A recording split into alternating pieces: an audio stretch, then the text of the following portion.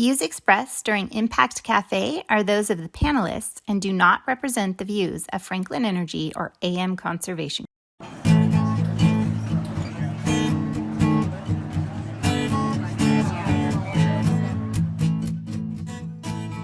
Welcome to Impact Café, a podcast from Franklin Energy and AM Conservation that is dedicated to discussing all things related to energy innovation and impact in communities across North America. Historically, state regulators and policymakers have worked alongside utilities to drive the adoption of clean and energy-efficient technology amongst homeowners and businesses. But today's climate crisis requires a different approach.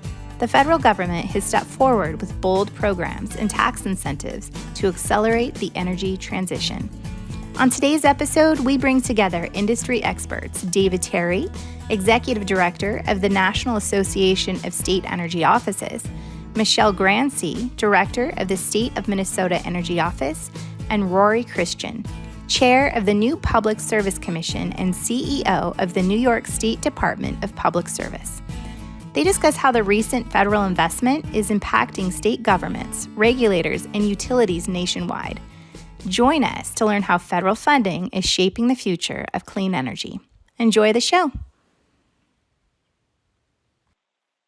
Hello, good afternoon, good morning, depending on where you are. Thank you so much for joining us today for this installment of the Franklin Energy Impact Cafe. We are really excited to be gathered here. We've got a great panel today. We are going to be talking about and exploring how a federal investment is shaping the clean energy future.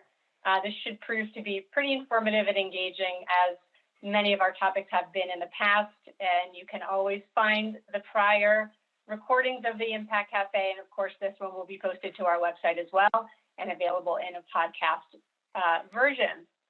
So let me just remind you that today we invite you to post questions into the Q&A during the session, and we will do our best to get to as many of those as we can. So without further ado, let me introduce our three excellent panelists that we have with us today. First, we have Rory Christian, as designated chair of the New York Public Service Commission, and he was designated into that role in September 2021 by New York Governor Kathy Hochul. Chair Christian also functions as the CEO of the New York Department of Public Service, overseeing all the staff that support the commission. The New York State Legislature originally appointed him to the commission in May of 2021, and he has an esteemed career that has spanned roles within a regulated utility, the city government in New York, and as a clean energy advocate. Next, we have Michelle Grancy, who is Director of the State Energy Office in Minnesota. She sits inside the State Department of Commerce there in Minnesota in her role. As director, she joined that state agency in 2009, and she leads the efforts around program development and evaluation, energy policy, clean energy technologies, training, and conflict resolution. And finally, we have David Terry. David is the Executive Director of the National Association of State Energy Officials, often known as NASIO, and he has worked in a variety of capacities at this organization since 1996. Mr. Terry leads NASIO's policy action and programs in support of the 56 governor-designated state and territory energy directors and their offices. David has participated in governor-led policy meetings, testified before U.S. congressional committees, and presented at the White House and international energy forums. And I want to thank you all for joining us today. And I failed to introduce myself, but I am Marissa Yuchin, and I am the Chief Commercial Officer here at Franklin Energy. And again, so glad to have this panel here today. And again, we're going to talk about the clean energy landscape and how we chart this path forward, especially with this infusion of federal policy and funding that we are seeing today. So we know that the Infrastructure Investment and Jobs Act was signed in November of last year. And of course, the American Rescue Plan Act in March, shortly, a few months prior to that. Both of these bills have unleashed huge amounts of incremental funding, much of it flowing to the states. So let me just start here with this first question for our panelists. So given each of your roles, when a big bill like this, especially with a lot of incremental funding, comes in, what happens next for you and your organization once a bill like this is passed? And what are your first steps that you have taken or that you plan to take? And so, David, let me turn this to you first from the perspective of NASIO. Thanks, Marissa, and thanks to you and Franklin for putting this a podcast session together. It's great to be on the panel with Chairman Christian and Director Grancy as well. I think maybe two distinct paths here. One on the ARPA bill related to COVID relief. That bill had over $350 billion, half of which went out to state and local governments last June, the other half coming this June. So there are additional dollars flowing, which I think is something important to remember. We've been working with our members on the energy aspects of that. These are very flexible funds, largely at the direction of the governor and to the extent the state legislatures. And many of them are directing portions of these funds to bill repayment, for example, low-income energy efficiency, school-related activities. There are additional subsets of funds. So we've been working on that path for nearly a year now, trying to describe to states what we see as best practices that one state and another is doing with portions of these funds. And great examples from states ranging from Minnesota and New York to Vermont and North Carolina and Connecticut and many other states. So our role in that way has been very much one of sharing what states are doing and what they can do, but also working with U.S. Treasury to expand the guidance and improve the guidance that they've offered in what states are allowed to do, particularly in the energy space. And we made a little progress there, but that's one of the key roles we have is that state-federal interface on guidance when large amounts of funding come through. The infrastructure bill it couldn't be more different than the ARPA funds in that many elements of the infrastructure bill and the energy components we've worked on for 5, even 10 years. And the energy offices and NASIO working together with other state colleagues have been working on portions of that bill for a very long time. I think one of the ways that we tried to prepare our members is as those pieces of the bill came together, reminding them where they came from, the rationale for them, were they still relevant? Once the bill was in pretty final form, which really goes back to August of last year, we began educating our members through national calls, regional calls, and then topical calls by committee. And I'll give a few examples quickly in a moment, describing the provisions, the amounts of money that were in them, what we thought would be final when the bill ultimately passed in November, which is very much what happened. It passed almost in identical form to those early pieces. I think one of the challenges that we have is I think many people thought about the infrastructure bill as being similar to the American Recovery and Reinvestment Act, or ARRA, that happened in the 08-09 period, where the energy portions of the funding were several really large chunks, really. There were other pieces, but they were very large formula funds for state and local governments, and not easy, but certainly flexible and manageable. The infrastructure bill energy elements are generally speaking in many more packages, some 30 to 40 provisions. We cover in the summary, we have on our webpage for educational purposes for our members, 16 different sectors: electricity, buildings, manufacturing, lots of grid and transmission pieces. So we've been trying to break those down, get the states starting to think about how they might utilize these funds. Large portions of the funding are competitive and not formula. There is a significant formula amount for low-income weatherization energy efficiency, weatherization assistance program, and the U.S. State Energy Program at $500 million that will go out and formula to the states for a range of purposes, from efficiency to transmission distribution planning and other purposes. And one last very large formula chunk that is still being defined by the U.S. Department of Energy around grid resilience. And that's $2.5 billion that will go out by formula. The formula has to be determined still to the states for use in that area. So we've been really just breaking these down. It becomes a bit of a deer in headlights, at least when I look at it sometimes. We stop and we pull it apart. Our members do address nearly every one of these 16 sectors: buildings, transportation, the grid, et cetera. So it is a daunting task, but I'll pause there. That's how we've been handling it. We do have an implementation meeting coming up in February in Washington, D.C., and then in-person regional meetings on those same topics in each of the 6 regions of the country. Very helpful. Thanks, David, to break that out. And you're right, it's complex because there are many pieces and many points of intervention and to your point, competitive, versus formula and trying to figure all that out. So Michelle, let me turn to you as a recipient and being in the role of probably really relying on Terry and his team to help guide you. So you've participated probably in committees, gotten some good insight from his team. Now, what do you and your team do as a first few steps? Sure. Thank you, Marissa, and thank you for having me on this panel. So the state energy offices by design are deployment mechanisms, right? So we have a history of receiving legislation, direction, and sometimes fairly prescribed, sometimes loosely prescribed. And so it's a pretty, I think, straightforward process that we tend to utilize in the development of any initiative, but in particular, thinking about the Infrastructure Act. We first pull together stakeholders, both internally and externally. As you know, the clean energy revolution is one that really has expanded across multiple state agencies, local jurisdictions, et cetera. So one of our key elements really is developing and establishing work groups around energy grid resiliency, around energy technologies, around energy training and education, and then also participating in transportation, water, these other sectors, as David was mentioning. It looks different for us if we're talking formula or competitive, in that the formula dollars provide for us, and I guess in both cases, provide for us really an opportunity to focus in on barriers that currently are not being addressed.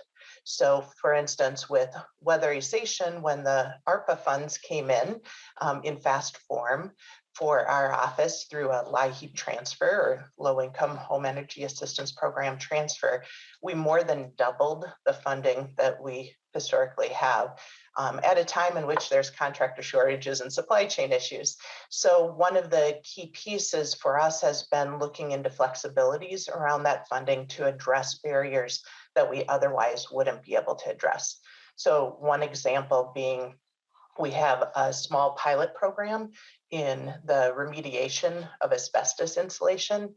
Now through that LIHEAP transfer, we're able to address all households that have asbestos insulation in order to remove that barrier to weatherization.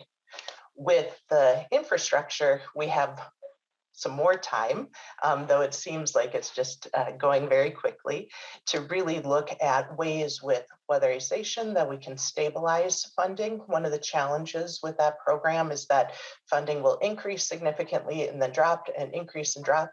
And that's difficult for developing a contractor base that can depend on the work and have that consistency of service. So our hope with the infrastructure funds is to be able to utilize that funding in a way to stabilize the programmatic implementation over time. On the state energy program side, which we also oversee in Minnesota, it really is more about looking at systemic changes and opportunities around energy assurance, around energy planning, clean energy planning, both at the state and local level, energy access and the modernization of energy data systems, and really thinking about project assistance as well for the support of local units of government, tribal nations, disadvantaged communities, et cetera. So finally, I'll just mention that in our process of pulling people together, we're also really working to prioritize what funding can look like for Minnesota, recognizing that, as David pointed out, there's a lot of competitive opportunities and there's a lot of competition. So prioritizing and determining where we could best utilize funds to bring into the state to meet those needs is a key aspect of our early work together.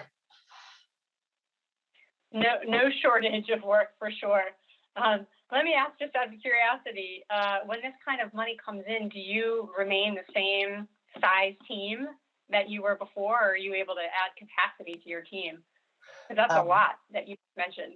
It really depends on the state. We're fortunate right now that we do not have a hiring freeze.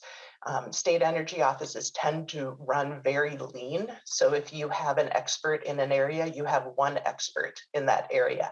And when it comes to expanded programs, in order to implement effectively, you really need to be able to increase your staff capacity. So currently we are increasing our capacity. I know some state energy offices have limitations around that. And so they tend to change more into project management, shifting all funds outside of the state. We like to do kind of a collaborative approach in order to bring everybody into the conversation. Sounds good. Okay, Chairman Christian. So we've heard sort of what happens in Washington to support Michelle and her colleagues around the country, and now these funds are flowing to the state, and you are regulating utilities. And how does that work? Tell me a little bit about how this flows into a state public utilities commission. Okay. Well, let's start with the ARP. So as David mentioned earlier, those funds have supported home energy assistance programs. They've offset the need for the costs for energy for those in need. So we've addressed some low-income issues as well with that. It's also supported education, Medicaid, emergency medical assistance. I look at the ARP as largely foundational towards New York's COVID-19 response and recovery efforts. Basically, they wouldn't be as robust as they are without ARP funds. And under my regulation with the Public Service Commission of New York State, where that hits most is particularly with arrears, which is utility arrears, which is becoming a very large issue right now, as we have the ongoing moratorium in place. We don't allow for utility shutoffs at this time, and so arrears are continuing to grow. But it's also helpful in the form of home energy assistance programs, heating, and providing funds to pay those bills as needed. So the ARP is on one side of the equation. Of great interest to us going forward is the Infrastructure Investment and Jobs Act. It definitely goes a step further in that, its infrastructure focus is very much aligned with what the state is trying to accomplish from a clean energy and environmental and climate perspective.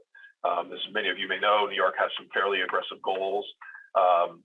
We seek to have an 85% reduction in greenhouse gases by 2050, have a zero emission electric grid by 2040, and we have significant goals regarding offshore wind, energy storage, and solar that are incremental to help us get along the way and achieve those major milestones. So we look at the infrastructure funds as a way to help fund things that we've already planned, ongoing efforts, existing initiatives.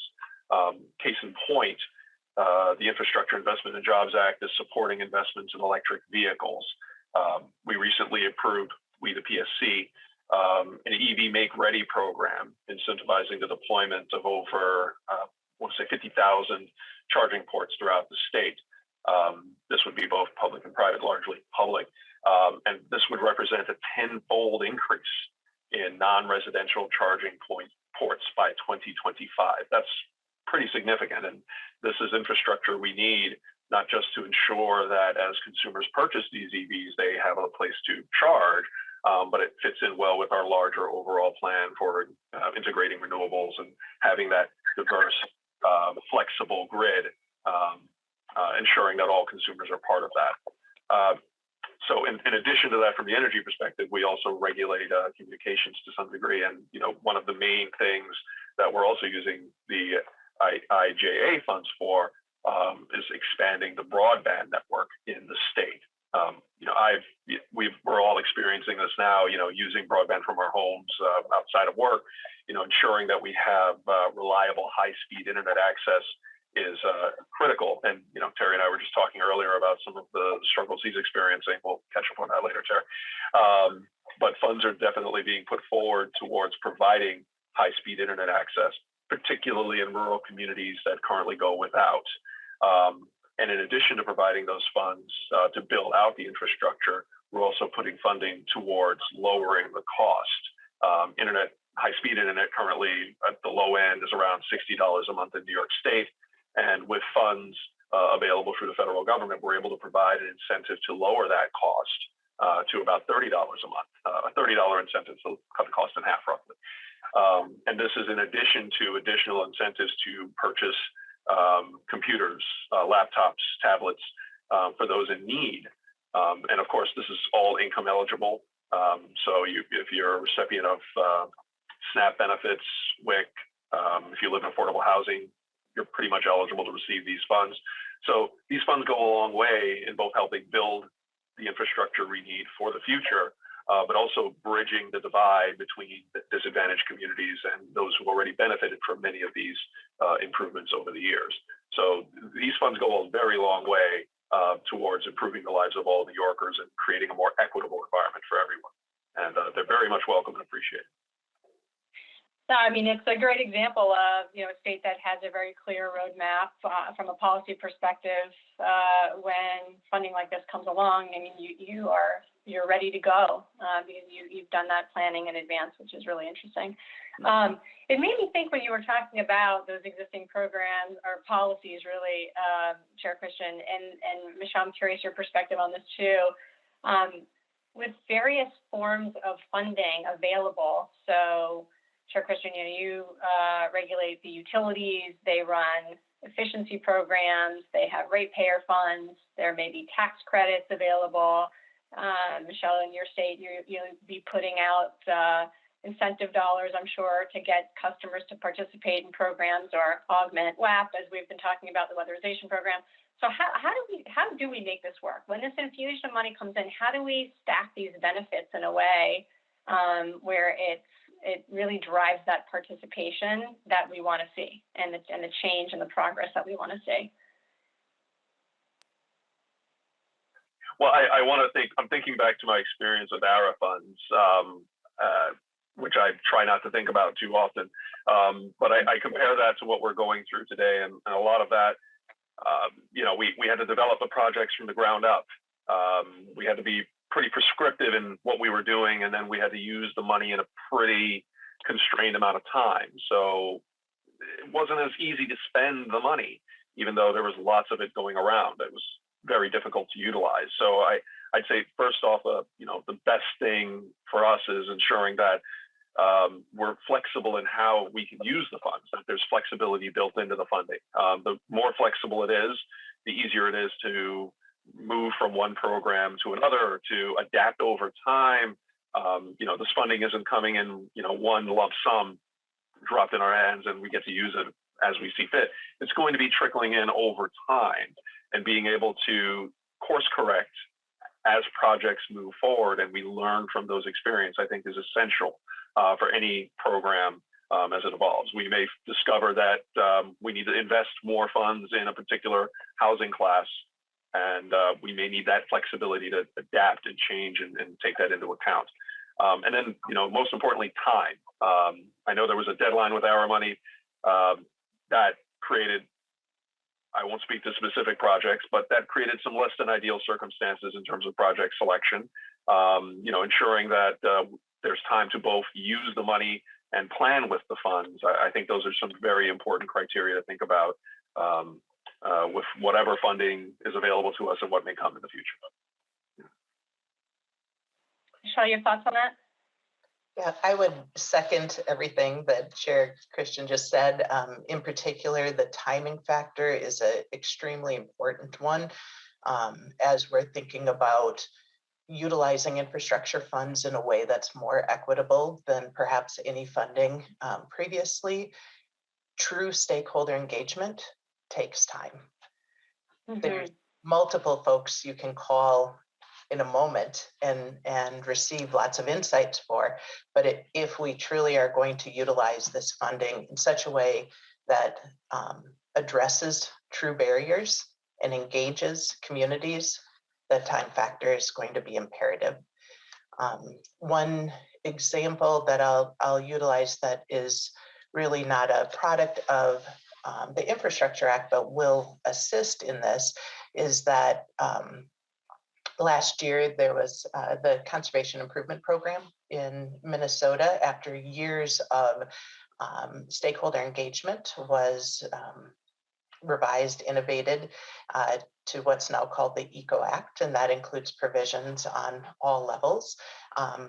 The area where I focus most is with the weatherization piece, and there are now provisions around pre-weatherization opportunities for income-eligible households. You pair that with the EPWEX components, that's fantastic, but yet there's still spaces, there's still barriers to be able to serve all communities and to be able to serve communities wholly. So in October of this year, we stood up a working group that included legislators, included stakeholders, included community members and community advocates to really start delving deeper into programmatic inequities that we could do better service in areas of concentrated poverty, in areas of redlining districts, and really be able to think about how we can be the most equitable as possible through that program. Similarly, when we look at the state energy program, when we look at the grid resiliency, when we look at all these competitive opportunities, it's going to be imperative to have the time to build that stakeholder engagement so that we don't inadvertently create any additional problems, but rather remove any barriers that are already there. Yeah, I mean, you've both made really good points on that. And Terry, it makes me, David, it makes me think about, engaging in, say, DOE, right? So these program funds come through DOE, and I imagine DOE will solicit input to write the rules for funding some of these programs, particularly ones that are newer. And I'm curious about, you've just heard a couple of points around flexibility, around timing. What is the way to engage with DOE? How do folks like Michelle and your member companies and even commissions around the country or utilities or whoever need to, how do they engage to make sure that when these guidelines or rules are written, it is done in a way that takes into account some of this feedback we've just heard of what's needed by the states to make sure they get it right?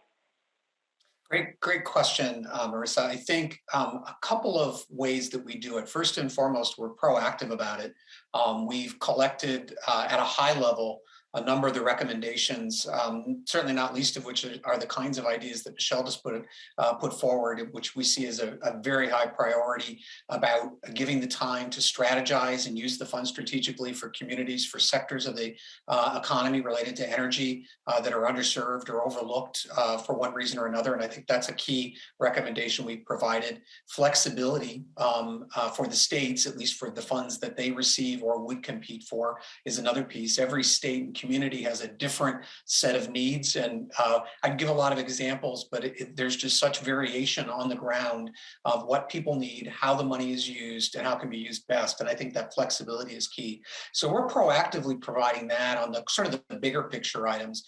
The other bigger picture item that we're conveying is that some of the items in the infrastructure bill are certainly medium to longer term. Transmission planning, unless you're in a very fortunate position, that is a medium to long term issue. Distribution planning, similarly. But there are some cases where it's urgent.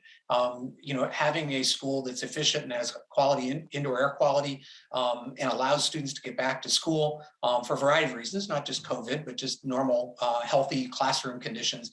That's an urgent item, and we have a little time, but we don't have a lot of time. And so I think bifurcating these is the other message that we're trying to deliver, that we need to move more quickly on some things than others, and states can help determine what that is with the Department of Energy. So there's that informal but proactive approach, and that's ongoing and pretty constant by sector. We're doing that in the electricity transmission distribution planning space. We're doing it in the transportation electrification area through our committees, through our staff, but in particular through members that are speaking up and giving their views. In the formal process, there are certainly administrative issues that are a big challenge. Major components, nearly every part of the infrastructure bill has Davis-Bacon prevailing wage requirements, which most states are very able and familiar with, but guidance is needed to make sure that we're meeting those requirements in an appropriate way. I think that's very doable. The Buy America provision is particularly challenging because that provision of this bill does not follow the Buy American Act, which is a term of art in a specific act with some 50 years of guidance around it. The Buy America provisions of this bill don't have that structure. So we're concerned about, A, how do we comply? We obviously want to have products made here in the United States. That's more than a goal. It's an important thing to achieve. But are there pinch points for critical materials, whether it's on the grid or a building, that we need to phase in over time just to make these practical? So we're doing that in a proactive way primarily. We also are responding to formal requests for information. Those are put out by the Department of Energy periodically. A few have come out already. We track those on a hub, a portal on the NASI website associated with the infrastructure bill. That's probably the easiest place to find it for those listening to today's discussion. That's great. Yeah, the Buy America provision you mentioned is interesting. When we've been talking about engaging with DOE, where does NASIO engage on something like that? Is it a different agency or is it within DOE? Both within DOE and the Office of Management and Budget and the White House, all three. Again, being supportive, of course, but we need some guidance because although some projects are longer term, some projects are not. There is an urgency and an expediency to electric transportation infrastructure, for example, where most of the states have some kind of plan already. They have been working in this space for quite some time, much as the chair described in New York and certainly in other states as well. So they're already moving forward. And so we need guidance in these areas quickly. We're communicating that to the Department of Transportation as well, where most of those EV funds are flowing. There's a joint office between the Department of Energy and Department of Transportation that's been stood up that we've been communicating with directly. And so that's been how we've handled it. Some of it is in writing, but frankly, a lot of it is communicated orally just for expediency's sake. That's very helpful. Thanks. Chairman, you were talking before about New York's ambitious policy plan and legislation that's already been passed. Let's maybe shift for a moment just in terms of the true role of a utility commissioner and the commission itself in collaboration with DOE and state policy leadership and even the utilities. Sort of what is the role of the commissioners and the commission staff in terms of that collaboration around this legislation and funding that's come in? So I'm trying to be careful with my words and what I can and cannot share. So forgive me if I pause and edit myself mid-sentence. DPS staff, Department of Public Service staff, do work regularly with members from the Department of Energy. And you see evidence of this in some of the major planning initiatives that the state is engaged in over the past 5, 10, 20 years, actually forever now. Most recently, reforming the Energy Vision, REV. Through that process, we redefined how utilities can, the business model for utilities, including performance metrics, earnings adjustment mechanisms, which are aligned with specific performance criteria.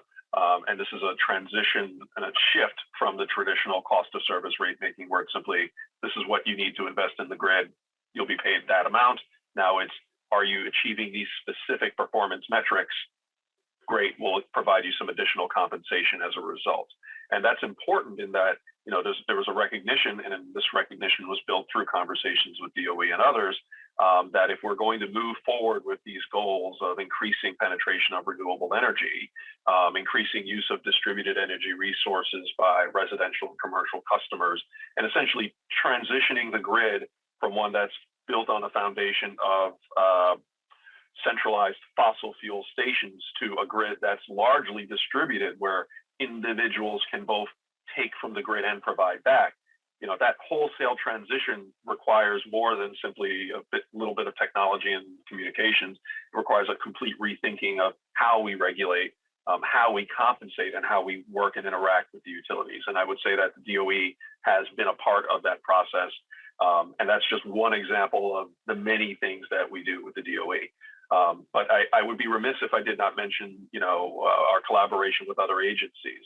DPS is just one of the many agencies in the state engaged in this transition. We work with the Department of Environmental Conservation, and we also work with the New York State Energy Research and Development Authority to both develop and advance many of these goals. So we try not to do things in isolation. We try to make sure that we understand both directionally, where are we trying to go, but then how do we get from A to Z? What's the path of least resistance, least cost? And that relationship with DOE, and not just DOE, but other agencies, both federal and local, has been helpful in framing that out. That's really helpful. Thank you for sharing that perspective. You manage your work fine, quite honestly. Michelle, I had something you mentioned earlier, and I think you maybe used the terminology around like sustaining these programs, and I think you were touching on the fact that there are workforce challenges. We have so many jobs that we need to fill to get this work done, and we may not necessarily have enough people to do it. So training is going to be very important in upskilling and getting people ready to contribute and participate in this. Is there an element of what you are doing in Minnesota? And then I'd be interested, David, in your perspective too, just in general, what you're seeing across your members around getting the workforce ready and engaged in this growth in clean energy. Certainly, thank you for that question. I started with the department working on training and workforce issues during ARA. And it was a much different time because there were so many folks on the bench needing retraining, and then the money was coming at the same time as we were trying to train individuals up. I think with the infrastructure bill, and this time period, what we're seeing is significantly different. We're seeing some contractors that are leaving the networks that we typically have utilized. We see retirements, we see changes based on the pandemic. Some of the conversations that are high school seniors, that you can actually live in your small community, be in greater Minnesota, and develop a career path in wind. But there's also additional opportunity to engage trainers that perhaps we historically haven't, to better engage and connect with union shops that have significant training programs. And so we're doing some of that work and can take place. So housing authorities that may already have skilled workers in one area, but may not be completely aware, familiar with some of the programs that we run, can do training up there as well. So it's a kind of an above all hands on deck. One area in particular that's of interest is at the local level. Some service providers really have been working on looking at recipients. There could be training opportunities, because the best way to reduce one's energy burden is both through efficiency and increased income. Those shortages may intersect with opportunities for individuals that are either unemployed or underemployed into some of the very jobs that we're seeking to fill. Very, very, very interesting perspective and very helpful. David, what are you hearing from other member states? Very similar comments to Michelle's. I guess the additional maybe examples or what I would expand on, before COVID, we certainly had a highly similar challenge. I think it is certainly tougher now, but very similar with the unemployment rate as it was at that point in the economy. I think one of the things that I'm hearing from our members in particular, they're dealing with every aspect of this, from skilled trade, lack of skilled trade workers for things like low-income low-income weatherization or other building trades related to energy efficiency and renewable energy, utility workers certainly, truck drivers for fuels and products, supply chain issues, engineers, PhDs. It really runs the gamut. One of the reasons NASEO became involved in leading the U.S. Energy Employment Report with the states. That's a document that DOE has now taken over again. We carried it forward for about 5 years when the Department of Energy had decided not to prepare that anymore. But it gives a very detailed snapshot of every energy job in the country, providing some clarity for state workforce development and local workforce development, private workforce development professionals, looking at what areas need skills, where jobs are lacking the most. That's not as uniform as it appears, but I think that's one aspect, and that continues to be important. The other one Michelle touched on, which is reaching people where they are. We've been working through our equity committee, which Michelle co-chairs, to do workforce development recommendations, programs, and best practices that we're gleaning from states across the country. Those have come out in the form of several reports that are on the NASEO website, reaching minority and underserved communities. And that, again, runs the gamut from skilled trades to PhDs. We're working across the board with organizations, trying to pull up examples where states are having some success or some progress.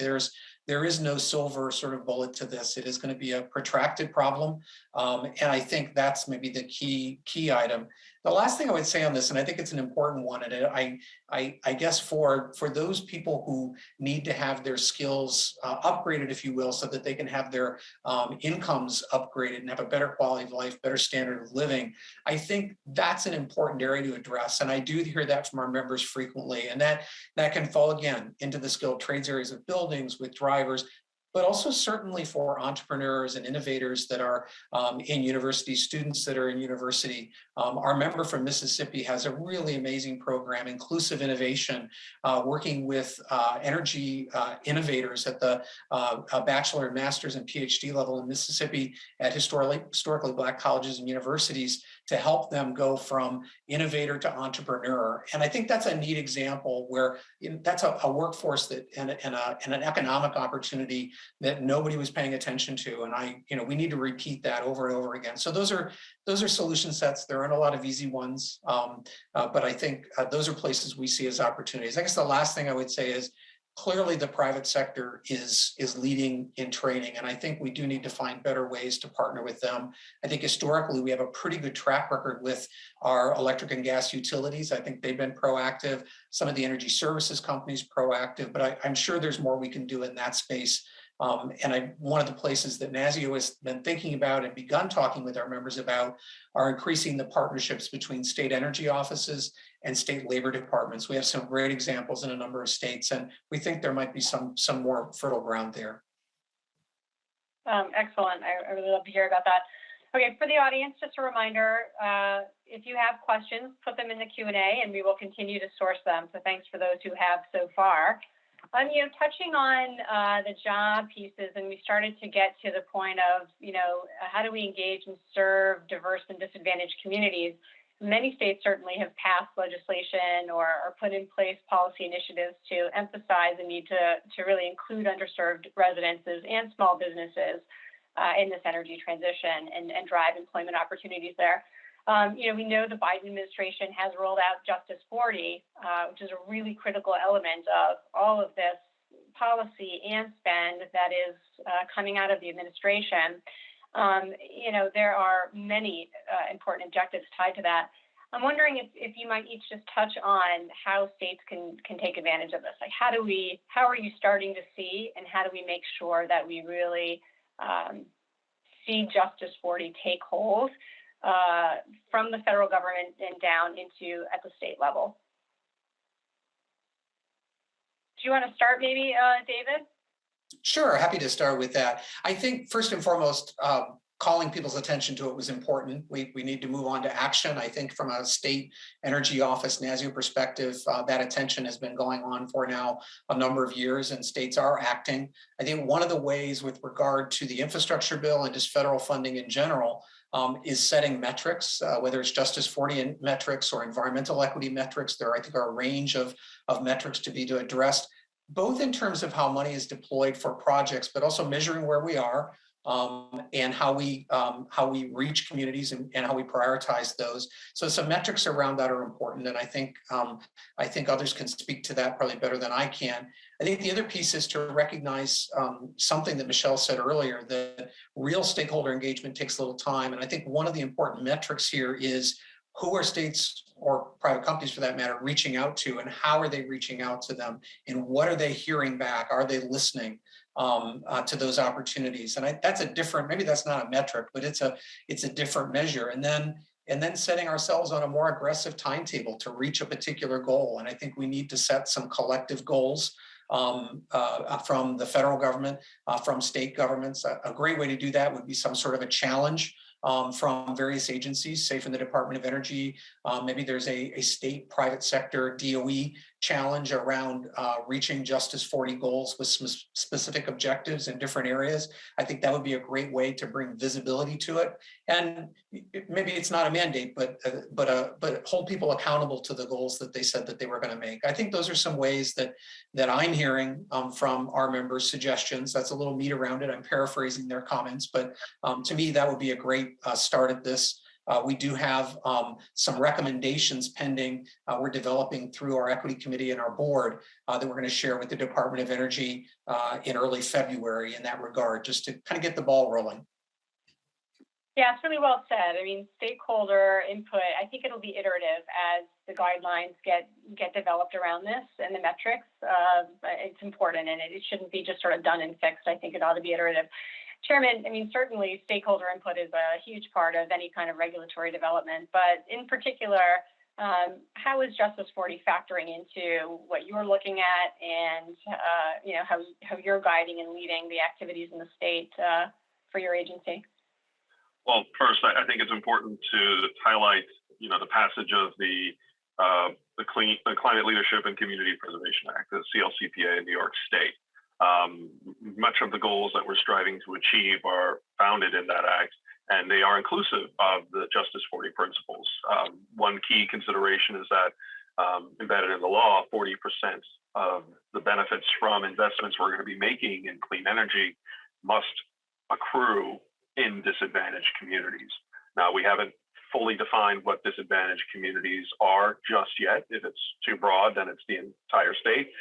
If it's too narrow, then that may not necessarily reach the individuals and the households that we want to ensure get these benefits. So that's being framed out now through the CLCPA process. And for those unaware, we recently released a draft scoping plan towards the end of last year, which is available for public review and input, and we want that public review and feedback. So in many ways, we've created a way to have that public engagement. One of the key things about the CLCPA, which I'm very happy about, environmental justice groups are participants from the very beginning.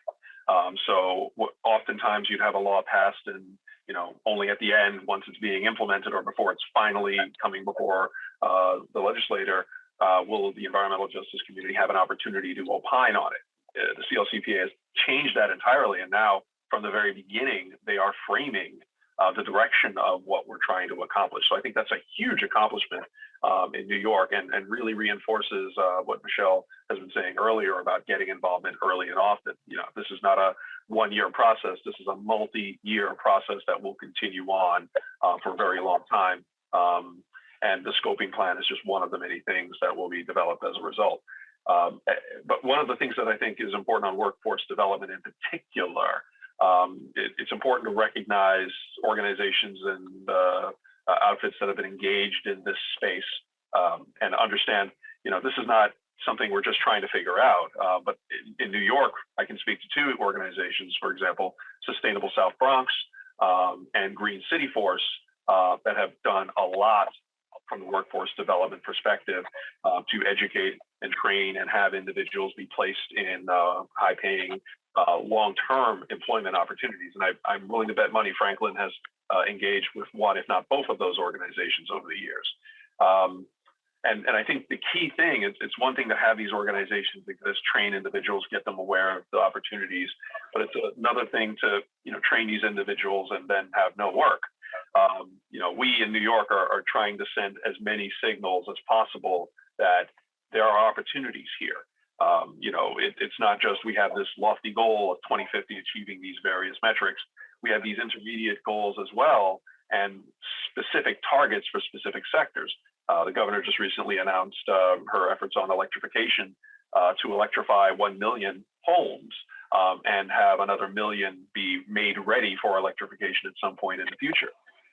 That's several 100,000 homes a year that we're talking about. And I think currently we're on pace to do maybe 25,000 a year right now. So that's a significant increase on an annual basis.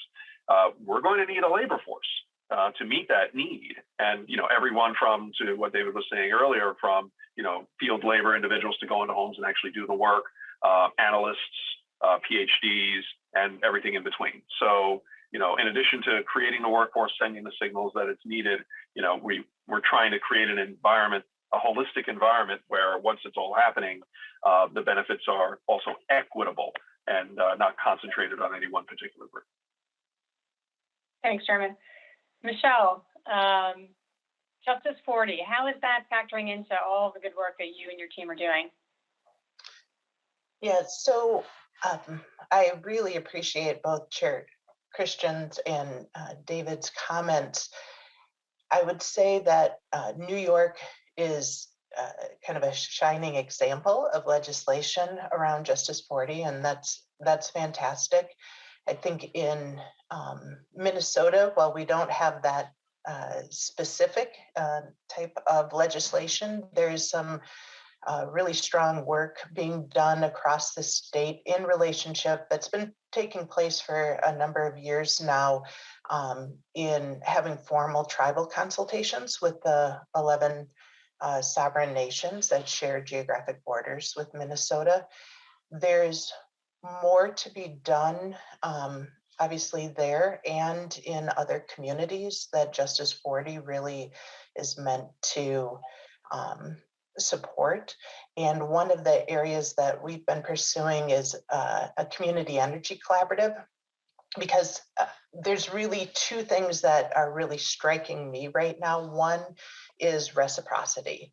It does not work if we're continuously reaching out to communities and asking for their opinion without making sure that that relationship is reciprocal in nature, meaning that individuals are paid for their time and expertise that they're sharing with us. So in the implementation of the Infrastructure Act, we're in development of this community energy collaborative that is and will be a formalized process, reciprocal in nature, developed by the very communities that Justice 40 aims to serve. The other piece that I just will highlight, maybe more so on the working with other states as well, through the Equity Committee, through our Midwest work, what we're seeing is the need for flexibility, recognizing that some states already have very defined metrics and other states need opportunities and ideas for how to best implement.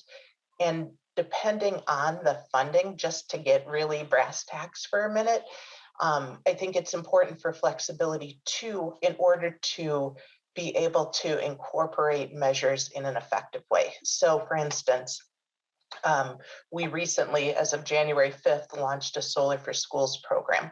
It is through funding from the legislature, from the state legislature. So there weren't any required Justice 40 metrics, but there was a statement that said that the grants would be funded equivalent to the financial need of the school. Well, how do you define that, right? It took some digging, some conversations with our partners over at the Minnesota Department of Education, looking at a number of different metrics that they utilize in order to hopefully develop a really effective, equitable distribution of funding that wouldn't necessarily meet the exact language if there was one set, like 40% of all the funds need to go. In this case, what we did was said, The school that has the strongest financial need will receive the strongest financial benefit. So up to 95% of a grant can, or 95% of the cost of a system install can go to that school, whereas a school that really does not have that financial need would have a significantly lower. That overlays with Justice 40, but it doesn't replace Justice 40, right? There's still a significant kind of next step that we can go. And so when I say flexibility, I don't mean a loosening, I mean a meeting states where they're at and pushing us to go further each step of the way, and really utilizing the infrastructure funds to go a lot further than perhaps anyone in the nation has gone yet. Great example. Thank you for sharing that. We are coming up on the end of our time, so maybe I'll just do a quick round robin for each of you. I think it's very hard to read the tea leaves as to whether the Build Back Better Act will pass.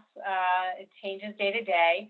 And so certainly that would have an effect on the pace of the energy transition. But in the event that it doesn't, maybe if each of you could just comment to wrap this up for your level of optimism, given what we have seen so far coming out of the administration and coming to your states, or, how optimistic are you, and how do you see the pace of this transition happening? David, you want to start? Sure, happy to jump in. I think focusing mostly on the transition and where we are, whether the Build Back Better bill moves forward or not is a flip of a coin. I don't know. I do know that there are key tax components in there that are still missing from the infrastructure equation. So I am hopeful about that. But irrespective of that, I'm pretty optimistic in that many states and private companies were making the kind of energy investments, clean energy investments that were needed before the infrastructure bill. The infrastructure bill provided some really key catalyst and strategic funding in transmission distribution planning, in resilience, in low and moderate income energy areas, in electrification in some regard. And I think those components are being really helpful in leveraging more private and more state money. So I am pretty optimistic. I guess the only pessimism I have is just having enough qualified workers to help get us from A to B in a reasonable manner. And maybe the tension between the infrastructure bill was envisioned to be 5 years, in some cases more, in length and planning. And that, I think, was a huge improvement over what happened in ARA. The only concern I have is there is always a small p and a large p political tension of re-elections and elections, both at the local, state, and federal level, and we'll need to show progress. And so I think I'm optimistic we're going to get a lot of value out of this bill, and I think a lot of good delivered to every part of the economy and the electorate. And I think we'll figure this out, the workforce piece. At least that's my optimism. I think that's our tough job of the next year or so, to try to navigate that particular piece. Michelle, how about your thoughts? Well, I too do not have predictions on Build Back Better, though I do look to NASIO and the leadership that they really provide around informing states, but also affiliates. So I just give a plug, if you aren't part of the NASIO network, to join it. The piece of optimism for me really resides in seeing the multi-level approach towards clean energy. We're seeing movement at the utility level, we're seeing movement at the local level, we're seeing movement at the state and now federal level. The fact that it is not sitting or residing with one agency or one community or one type of community, that across the board we're seeing significant movement in pursuit of clean energy activities, access, affordability, all of the components that we really need to think about, is definitely a means and reason for optimism. Amen to your words. I will agree with you. Chairman Christian, last thoughts on this? Yeah, I too will not opine on whether Build Back Better will materialize. But what I can say is, the benefits of federal aid should not be underestimated. Federal funds can either make a project happen, giving that much needed catalyst to jumpstart something that hasn't necessarily been moving forward at the pace needed, or can make something already happening a lot cheaper. We're over the next few months, we're going to be highlighting a number of different CLCPA related initiatives. And as those costs come in, they could be significantly offset by a Build Back Better program or something like that. This would make it much more affordable for ratepayers in the near term and potentially accelerate the transition a lot faster than we currently predict. And ultimately, the faster we can make this transition happen, the better ultimately will be. Carbon reduced today is more valuable than carbon reduced tomorrow. And we try to emphasize that point throughout. And so the more money the feds can send our way, the better off everything will be. And not just New York, of course, every other state, but I have a soft spot for New York. So. Well said. Well, I think maybe in a year's time, you get this band back together and see how things are progressing across your organization states. It would be great. I thank you for your time today, your comments, your insights. It was really engaging. And I thank the audience for your question contributions. And we will talk with you on the next Impact Cafe, which will be coming up in the next couple of months. So you can find the recording for this one on our website, franklinenergy.com, within the next day.